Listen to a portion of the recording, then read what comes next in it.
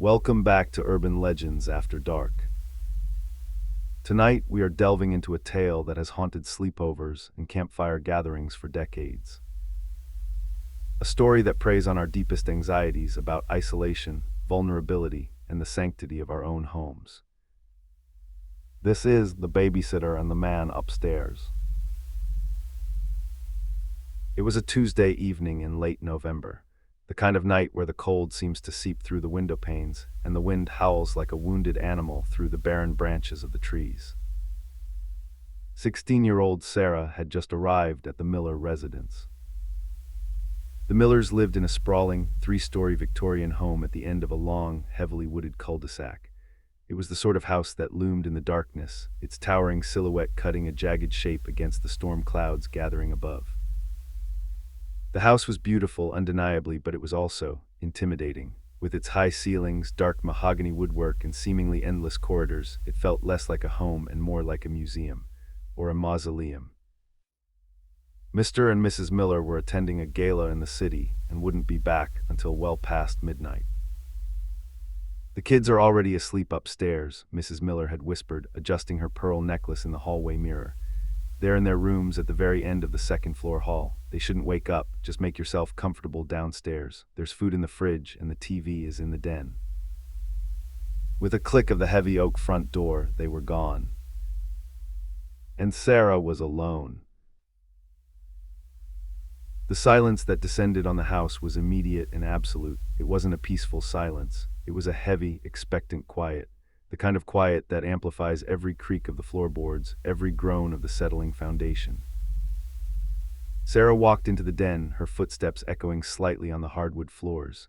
She turned on the television, keeping the volume low so as not to wake the children.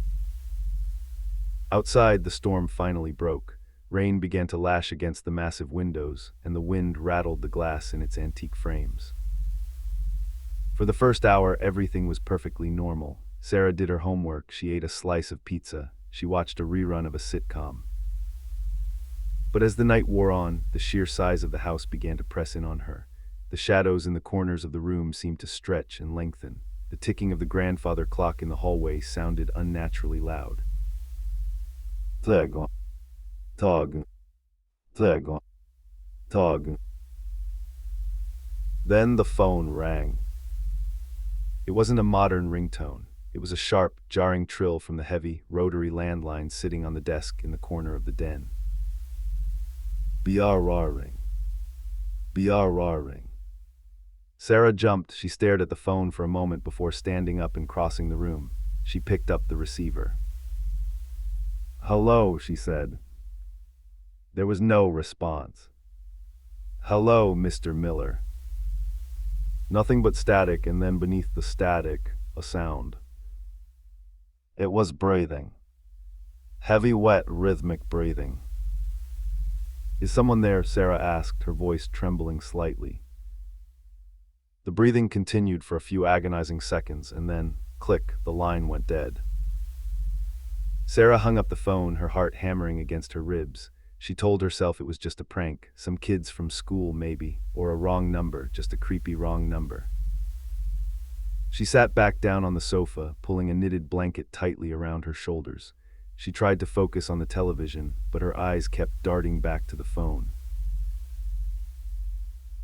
30 minutes passed. The storm outside intensified, lightning flashing, momentarily illuminating the dark woods surrounding the house. And then the phone rang again. Ring. Ring. Sarah froze. She didn't want to answer it. Every instinct told her to ignore it. But what if it was the Millers? What if there was an emergency? With a shaking hand, she lifted the receiver to her ear. Hello. Again the heavy, wet breathing. And then a voice. It was a raspy, whispering croak, the kind of voice that sounded like it hadn't been used in years. "Have you checked the children?" Sarah's blood ran cold. "Who is this?" she demanded, trying to sound brave, though her voice betrayed her fear. "Have you checked the children?" the voice repeated, a sickeningly sweet tone slipping into the raspy whisper. Stop calling here, Sarah yelled and slammed the phone down. Panic, cold and sharp, gripped her chest. She stood up and looked toward the hallway, towards the stairs. The children were up there, 2 young kids, fast asleep in their beds at the end of the long, dark corridor. She needed to go up and check on them. That was her job, that was what the caller had asked. But the thought of climbing those dark, creaking stairs, the thought of walking down that long hallway where the shadows seemed to pool and twist, it paralyzed her. She convinced herself it was just a sick joke, someone in the neighborhood trying to scare her. She checked the locks on the front door, the back door, and all the windows on the ground floor. Everything was secured. No one could get in. She returned to the den, huddling on the sofa, her eyes fixed unblinkingly on the phone. An hour dragged by, an hour of excruciating suspense. Every gust of wind, every scrape of a branch against the window sounded like footsteps. Then the shrill ring shattered the silence for the 3rd time. Sarah didn't hesitate, she picked up the phone. "Leave me alone," she screamed into the receiver. The voice on the other end was no longer whispering. It was a low, menacing growl. "Why haven't you checked the children, Sarah?" "I knew her name. I knew her name." Sarah dropped the phone. It dangled by its coiled cord, the heavy breathing still faintly audible from the earpiece. She ran into the kitchen and grabbed a heavy butcher knife from the block. Then, she picked up the kitchen extension and dialed 0 for the operator. "Operator, I need the police," she sobbed. "Someone keeps calling me and threatening me." The police dispatcher was calm and professional. "Okay, sweetheart, calm down. Give me your address." Sarah rattled off the Miller's address. "All right, Sarah, we're going to send a squad car to your location," the dispatcher said, "but I need you to do something for me. If the man calls back, I need you to keep him on the line. Keep him talking for at least 1 minute. We can trace the call, but we need time. Do you understand?" "Yes," Sarah whispered. "Good girl, stay downstairs, keep the doors locked, and answer if he calls. We'll find out who this is." Sarah hung up. She stood in the kitchen, the butcher knife clutched so tightly in her hand that her knuckles were white. The wait was unbearable. 5 minutes felt like 5 hours. The ticking of the clock in the hall seemed to mock her terror. Tog. Tog. And then the phone rang. Sarah took a deep, shuddering breath. She picked up the kitchen extension. "Hello. You didn't check the children." The voice was different this time. It was angry, it was guttural. Sarah remembered the dispatcher's instructions, keep him talking. "Who are you?" she asked, her voice shaking. "What do you want?" A low, wet chuckle echoed through the line. "I want your blood," the voice said. "I want to see you blade." Sarah squeezed her eyes shut, fighting back tears. "Please, just leave us alone." She glanced at the clock on the stove. 30 seconds had passed. "I'm coming for you, Sarah. I'm coming to find you." 45 seconds. "The police are tracing this call," she yelled, a sudden burst of defiance cutting through her terror. "They know where you are. They're coming right now." The line went dead. Sarah let out a sob of relief. She had done it. She had kept him on the line. She leaned against the kitchen counter, the knife still in her hand. The nightmare was almost over. The police would be here soon. Almost instantly, the phone rang again. Sarah grabbed it, expecting to hear the squad car arriving. "Hello." "Sarah," it was the dispatcher. Her voice was no longer calm. It was frantic. It was panicked. "Sarah, listen to me very carefully. You need to get out of the house. Now." Sarah's stomach plummeted. Why did you trace the call?"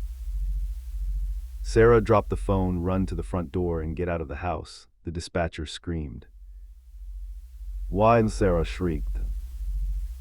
"The calls, they're coming from inside the house. They're coming from the upstairs extension."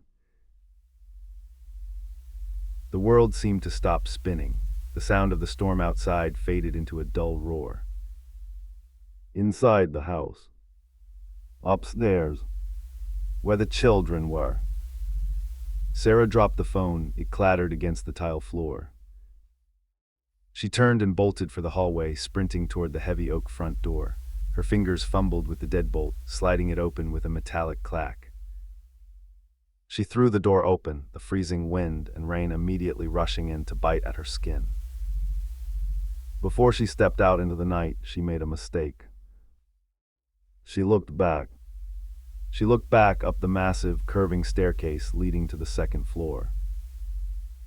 There, standing at the very top of the stairs, silhouetted against the dim light spilling from the children's bedroom, was a figure. It was a man. He was tall, too tall, his limbs were elongated, his posture hunched, and in his hand he held a phone receiver. He didn't move, he didn't speak, he just stood there staring down at her from the shadows. Sarah screamed a primal, tearing sound and ran. She ran out into the storm, abandoning the knife, abandoning the house, and running blindly into the woods. The police arrived exactly 3 minutes later. They found Sarah shivering and sobbing in the bushes at the end of the street. When they breached the house, the intruder was gone. The back door had been forced open from the inside. But the man upstairs hadn't left empty-handed. When the officers reached the second floor and opened the door at the end of the long, dark hallway, they found out exactly why he had been asking if Sarah had checked the children. Thank you for listening to Urban Legends After Dark.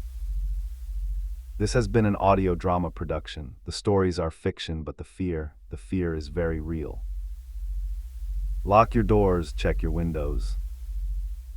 And whatever you do, stay out of the dark.